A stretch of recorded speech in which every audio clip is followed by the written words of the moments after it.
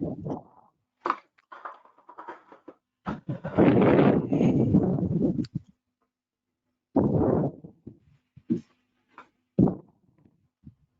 días a todo el mundo.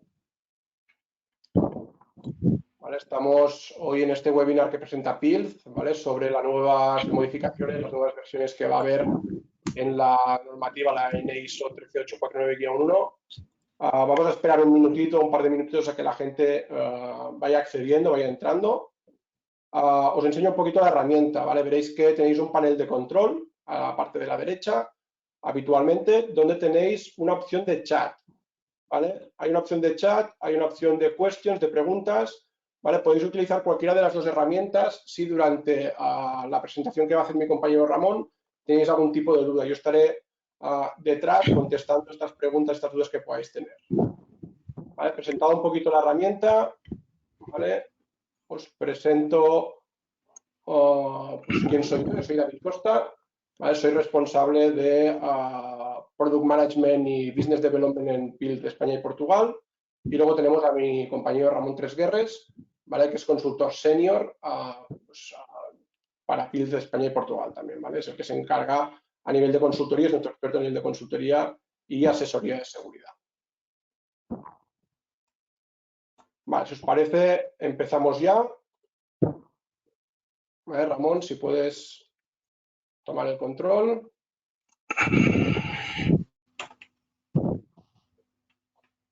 Os hago una pequeña presentación de lo que sería PILZ. Vale, al final PILZ tenemos nuestra misión, nuestra forma de ser es la automatización en forma de seguridad.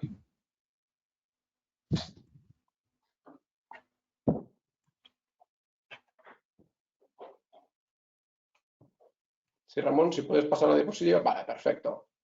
¿Vale? Lo que os comentaba, nuestra misión, nuestra visión es la automatización en seguridad siempre y evidentemente PILZ lo que quiere ser es un partner, un experto en seguridad para todos nuestros clientes, ¿vale? La seguridad es nuestra razón de ser, ¿vale? Nuestra obligación siempre es proporcionar seguridad para todo el mundo, para todas las personas y tenemos para ello un equipo que trabaja en más de 50 comités de normas para estandarizar y para tener todo el tema normativo al día con nuestra experiencia y nuestros consultores. Hecha esta pequeña introducción, os paso con Ramón, ¿vale? Que es el que os va a hacer esta introducción o esta charla a nivel de normativa de cambios de la 13849. Bueno, buenos días a todos. Bienvenidos a este breve webinar acerca de las novedades que incorpora la nueva ISO 13849. Bueno, tampoco es nueva, es una revisión que incorpora algunas novedades que vamos a ir comentando a lo largo de esta media hora que tenemos. En primer término tenemos el concepto de seguridad funcional, que es aquello que nos referimos cuando a nivel de seguridad necesitamos un sistema de control para implementar una medida correctora en una máquina o en un sistema. ¿De acuerdo? La norma ISO 13849 constaba y sigue constando de dos partes. La primera parte es la que habla del diseño, incorpora conceptos de diseño y es la que ha sido revisada recientemente. Ha sido probada hace un mes a final de abril y de alguna forma lo que hace es reestructurar uno de los principales cambios es que reestructura el texto y lo ordena de forma que se sigue el ciclo de vida de la función de seguridad desde el diseño hasta la validación. Así es más fácil la lectura y el proceso de la función de seguridad. La parte 2 de validación se incorpora en esta nueva revisión. Es decir, las partes normativas de la parte 2 de la 13849 se incorporan en la actualización de esta parte 1.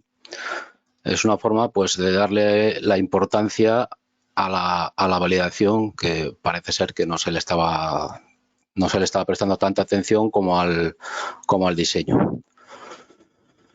Esa sería una de las principales novedades que incorpora esta norma. Incorpora la 138.492 y luego reestructura el texto para adaptarlo al ciclo de vida de la función de seguridad. Otro de las novedades que incorpora, que no es una novedad como tal, porque las especificaciones en la anterior norma sí las contemplaba. Lo que pasa es que, como os decía antes, estaba un poco el texto un poco deslavazado y no empezaba por el principio. Y el principio de una función de seguridad tenemos que tener claro que es la evaluación de riesgos de la máquina. Es decir, evaluamos los riesgos en la máquina, llegamos a la conclusión de que necesitamos una medida de control de esos riesgos y esa medida de control va a depender de nuestro sistema de mando. Entonces es cuando abordamos el diseño de esa función de seguridad a través de esta norma. Y para ello tenemos que especificar qué es lo que le vamos a demandar a nuestra función de seguridad. Es decir, antes de meternos a niveles de prestaciones y a coberturas de diagnósticos, MTTF y todo ese follón de conceptos, lo que tenemos que tener claro es qué queremos cumplir con nuestra función de seguridad. Y eso ahora la norma nos lo especifica, nos lo deja más claro, porque es el primer aspecto que aborda a la hora de desarrollar su propio texto. Es decir, primero, qué función de seguridad es la que necesitas y además hay que documentar todo este aspecto. Es decir, a cada función de seguridad pues hay que hacer una descripción de la función de seguridad, qué modos de funcionamiento tiene, tiempos de respuesta. Veis aquí que hay una serie de condiciones que van desde la A hasta la M. Y pues toca qué tiene que hacer la máquina en caso de que falle la alimentación. Todo esto hay que describirlo en nuestro dossier técnico que vamos a incorporar al expediente técnico de construcción de la máquina. Además, la norma, las tablas que veis a la derecha en la diapositiva, el anexo M da información adicional de esas funciones de seguridad y nos dice en qué normas de tipo B tenemos condiciones que nos ayudan a hacer esas especificaciones de la función de seguridad. Y la tabla M2 nos da también información acerca de normas y relativas a parámetros que tienen importancia en nuestra función de seguridad, como puede ser pues el tiempo de respuesta o la posición o el par. ¿Qué más decir sobre este tema? Pues que también en las funciones en los requisitos de seguridad, las especificaciones técnicas de nuestra función de seguridad, también vamos a hacer mención a aquellas normas de tipo C que incorporen condiciones también de diseño de nuestras funciones de seguridad.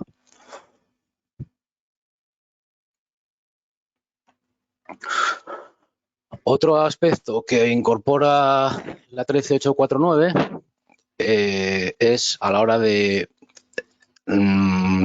establecer nuestro nivel de prestaciones requerido para la función de seguridad. Tenemos el conocido esquema del árbol de decisiones. Tenemos que tener en cuenta el parámetro de gravedad, el parámetro de frecuencia de exposición y el parámetro de posibilidad de evitar o limitar el daño. Respecto al parámetro de gravedad, la norma no incorpora ninguna novedad. Establece pues dos tipos de gravedad: gravedad seria o gravedad leve. Gravedad seria sería S2, gravedad leve sería S1. Respecto al parámetro de frecuencia, la norma de 2016 establecía que vamos a seleccionar F1 cuando tenemos una frecuencia menor de una vez cada cuarto de hora y un acumulado menor de 1 partido por 20 del tiempo de exposición. Es decir, para un turno de 8 horas, si tenemos un acumulado de menos de 24 minutos y una frecuencia menor de una vez cada cuarto de hora, pues entonces podemos establecer F1 y si no, pues deberíamos establecer F2. La novedad la incorpora, pues nos ayuda, la herramienta nos ofrece unos criterios para ayudarnos a seleccionar P1 o P2. A la hora de seleccionar el parámetro de posibilidad de evitar o limitar el daño, pues nos vamos a fijar en, por ejemplo, si la persona que utiliza la máquina está capacitada o no está capacitada, la experiencia que tiene o que se le espera. La velocidad con la que nos aparece el peligro, si es una velocidad que es un peligro que aparece de forma súbita o es un peligro que aparece rápidamente. El reconocimiento del peligro, la conciencia del peligro por parte del operador, la posibilidad espacial real de escapar del peligro y la complejidad de la operación. Entonces, en función de esos parámetros, seleccionamos para cada uno de ellos la columna A, B o C que más se ajuste a nuestra función, a nuestro peligro que estamos tratando de controlar. Y en la tabla segunda podemos ver que si tenemos una o más Cs, vamos a elegir P2. Sin embargo, si no tenemos Cs y tenemos solamente una o ninguna B y el resto son As, pues elegiremos P1. Y, como no, pues hay un punto difuso que deja al diseñador el criterio técnico, dependiendo de de la situación concreta, pues la selección de P1 o P2 en el caso de tener ninguna C, 2 Bs y el resto As. Ahí pues sigue al criterio del evaluador o del diseñador de la función de seguridad a la hora de definir si vamos por P1 o vamos por P2. Sí es cierto que la norma te dice que estas tablas tienen que utilizarse con la intención de seleccionar solamente P1 cuando la posibilidad de evitar o limitar el daño realmente es realista.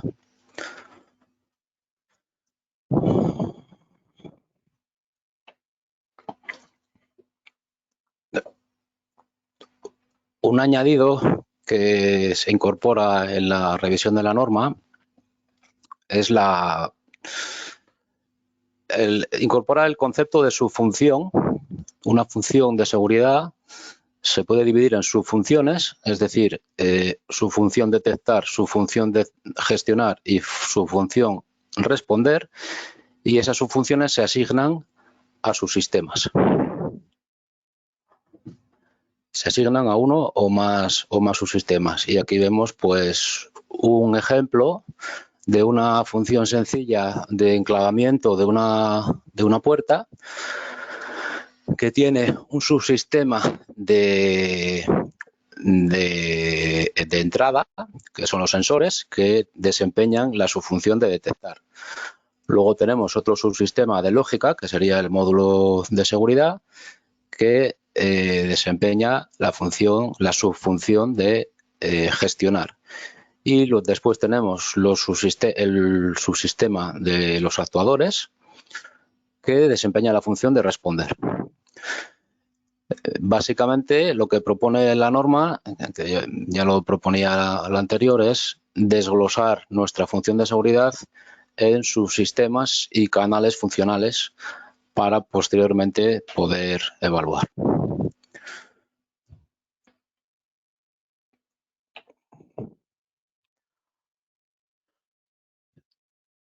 Respecto al diseño, pues hay alguna pequeña novedad, enlazando con lo que os decía anteriormente. Por ejemplo, los subsistemas de categoría 2, ya para la categoría 2 la norma ya habla de subsistemas. Antes hablaba de función de seguridad, es decir, refería que la función de seguridad hay que diseñarla de forma que el canal funcional se someta a ensayos, a intervalos. Bueno, pues ahora lo dicen no para la función, sino que para el subsistema, para la subfunción. Otro aspecto en el cual hay algún tipo de novedad es la exclusión de fallos. Se dan algunos detalles más en la parte 6 de cómo se pueden evaluar los fallos y los efectos. Y nos dice claramente que la exclusión de fallos se refiere a fallos de elementos, no al elemento en particular. Por ejemplo, el fallo de una fijación mecánica de un interruptor sería un fallo a estudiar su exclusión, pero no vamos a hacer la exclusión de fallo del interruptor. Incide mucho esta revisión de la norma en que la exclusión de fallos implica que hay que justificar la improbabilidad de ese fallo, de acuerdo a las condiciones de utilización. Y el diseñador pues tiene que elaborar una lista de fallos. Esto también lo decía la 13849, la parte 2, pero ahora se incorpora en la parte 1. Los fallos pues tienen que estar justificados y documentados.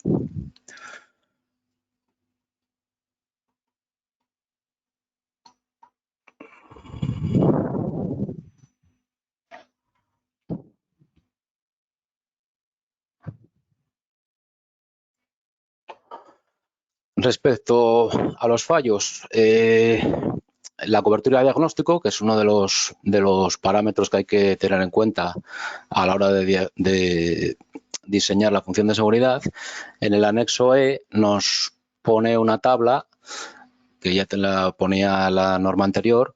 Lo que pasa que en esta añade una nota que facilita el criterio de seleccionar en aquellos medidas de cobertura de diagnóstico o de detección de fallos que nos decía la norma, pues esto con esta medida puedes tener un 60 o un 90 de porcentaje de cobertura de diagnóstico, depende de la aplicación. Y no estaba claro cuál era el criterio para decir desde 60, si tomas un 60, que es una cobertura de diagnóstico baja, o un 90, que sería media. Entonces, la norma, al final de esta tabla, nos da unos criterios que nos ayuda a decidir. Por ejemplo, en la nota 4, que habla de monitorización cruzada de entradas o salidas sin test dinámico, pues te dice que depende de la tasa de prueba, pues podemos tener una cobertura de diagnóstico pues de 0 o de 99, dependiendo de si la tasa de diagnóstico es una vez al mes o es más de una vez al año. Sería en la nota 4 para esa medida de búsqueda de fallos, la monitorización cruzada. Otro ejemplo sería para el fallo de detección por proceso. Nos dice que relacionando la tasa de prueba con la tasa de demanda, si la tasa de prueba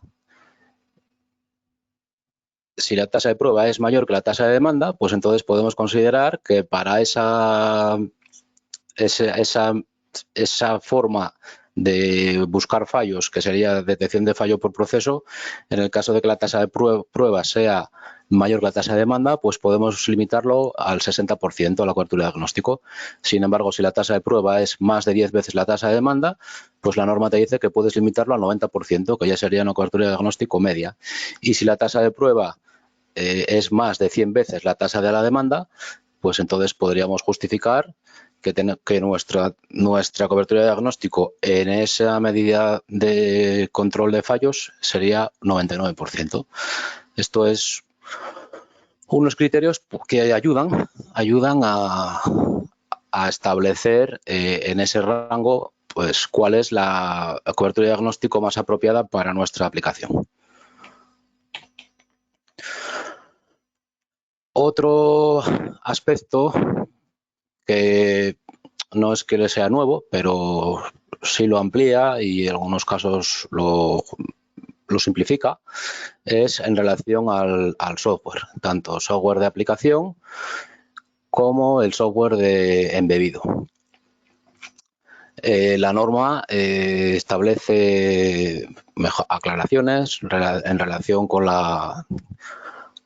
el software de aplicación y simplifica la validación en aquellos casos que sean hardware que ya esté prevalidado y que esté asociado con lenguaje de variabilidad limitada, como puede ser el lenguaje de los PLCs.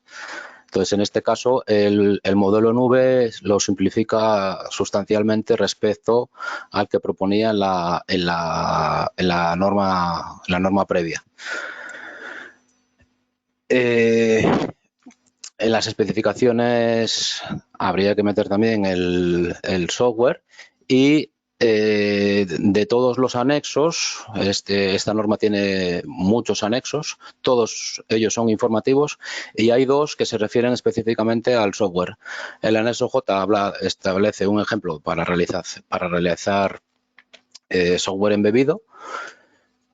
Y en el anexo N establece medidas de control de fallos de sistemáticos a la hora de diseñar el software y también nos da un ejemplo de validación, de software, que es otra obligación que tiene el fabricante cuando introduce software de seguridad en la función de seguridad.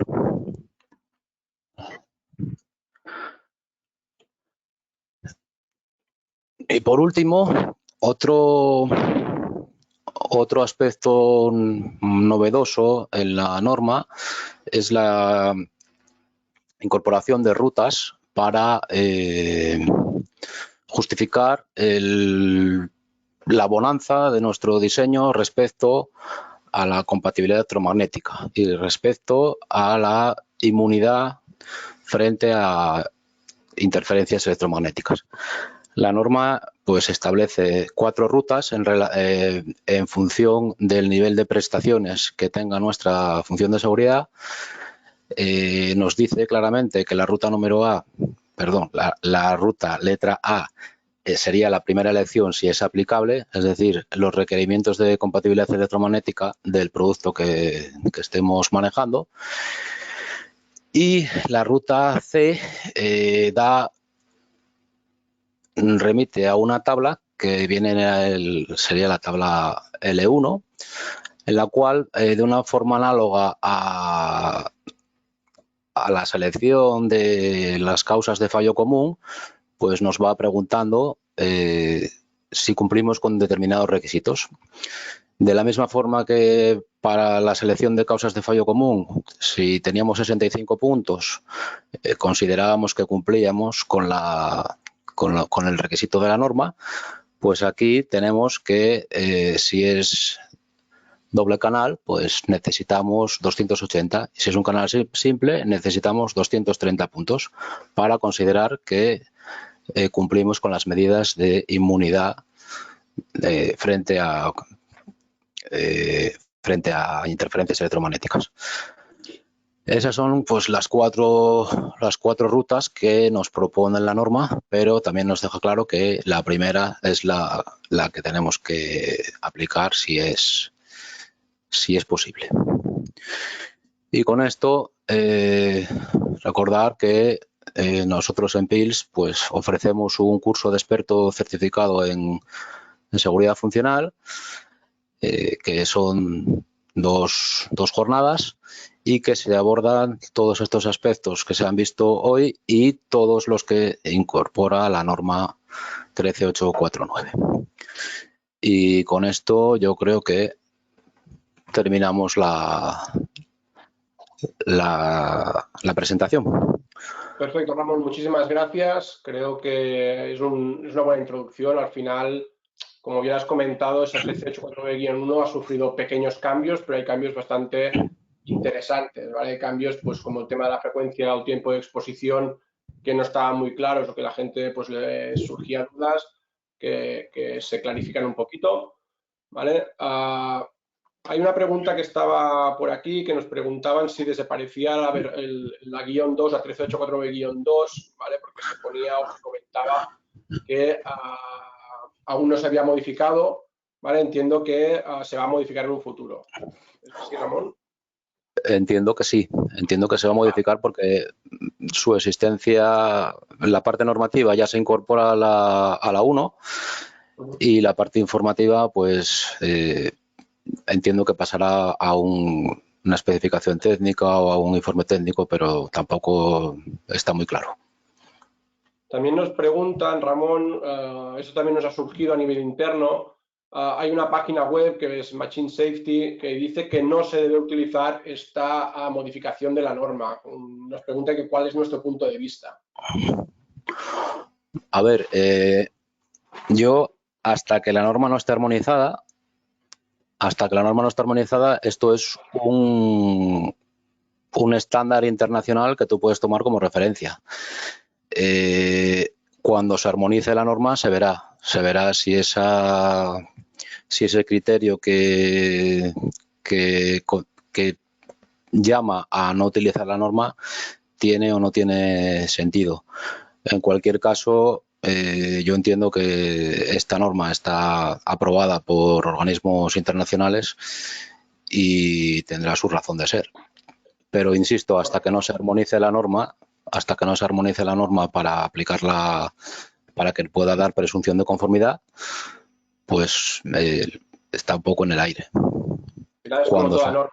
La norma es una guía de aplicación que nosotros podemos hacerle caso o no, siempre y cuando no esté armonizada. Cuando esté armonizada, eso es, cuando esté armonizada nos dará presunción de conformidad y nos dará más seguridad.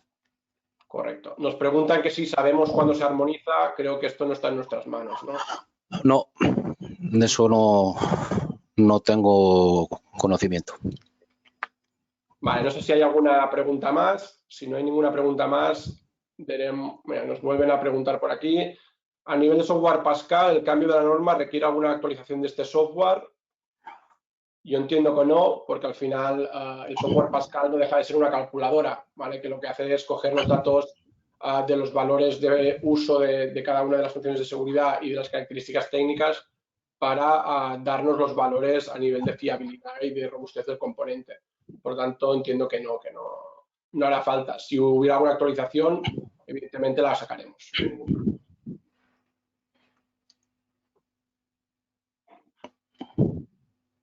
Vale, nos queda un minutito y medio más o menos para llegar a los 30 minutos que tenemos fijados de webinar. Si tenéis alguna pregunta más, lo podemos comentar.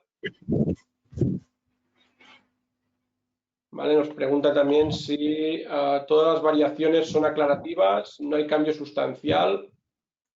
Yo creo que no, porque al final, Ramón, tú lo sabes mejor que yo, las modificaciones que se han hecho es para clarificar dudas que habían. ¿Es así? Sí, incluso algún criterio que estaba en una especificación técnica se incorpora a la norma.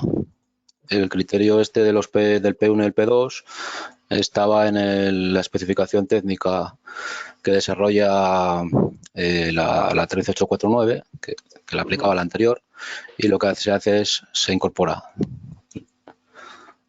Entonces, modificaciones sustanciales yo no las he visto. Vale, si no hay ninguna pregunta más, os agradecemos a todos la asistencia. Ha salido otra pregunta, un segundo. Referente al PL de los micros electromecánicos, ¿varía su consideración con esta modificación de la norma? Supongo que te refieres a los micros electromecánicos que no tienen TAC RFID, o sea, los micros mecánicos puros. Entiendo que no, sigue igual. Es un micro que se considera en PLC categoría 1 porque el defecto de rotura de chaveta del micro nos puede llevar a la pérdida de seguridad. Eso es. Vale, pues hemos llegado ya a la media hora. Agradeceros a todos la participación, agradeceros los comentarios y las preguntas. Siempre es interesante que suscite un poco de debate y os emplazamos a próximos webinars que vamos a ir realizando de esta temática de normativa, de producto, de otras cuestiones relacionadas con la seguridad. Que tengáis muy buen día y estamos en contacto.